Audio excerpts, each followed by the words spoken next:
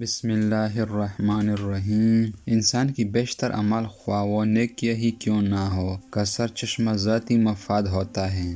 اس لیے انسان کی بڑی سی بڑی نیکی بھی خود غرضی سے خالی نہیں ہوتی۔ علم و دانش کی شمع ہتھیلی پر رکھ بغیر اس اندھیرے نگر یا دنیا سے گزرنا خاص محل ہے۔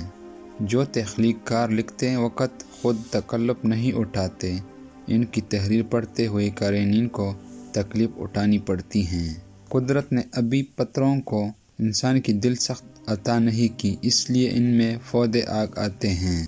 آدمی اپنی نظروں میں جتنا مغرور ہو جاتا ہے، دنیا کی نظروں میں اتنا ہی معذور ہو جاتا ہے۔ غصے میں انسان کی دوسروں کی صرف خامیاں ہی دکھائی دیتی ہیں، جبکہ پیار میں صرف خوبیاں دکھائی دیتی ہیں۔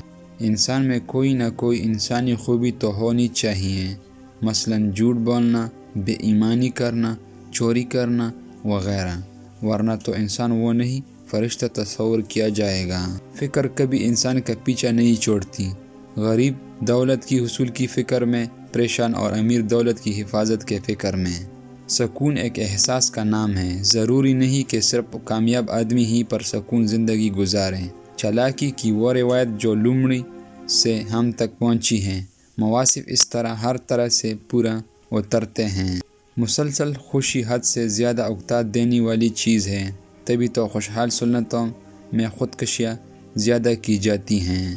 منت اور محنت کا مشترکہ استعمال خوب رنگ لاتی ہے۔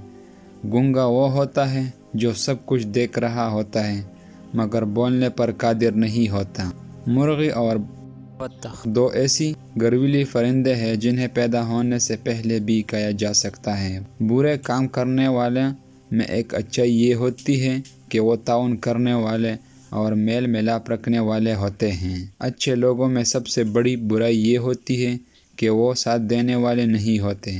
بولنے والوں کی دو قسمیں ہیں، ایک وہ جو ہر موضوع پر بولتے ہیں، دوسرے وہ جو صرف اپنے بارے میں بولتے ہیں۔ رات پانی میں املی بھگو دے، صبح اس پانی سے بال دھو لے۔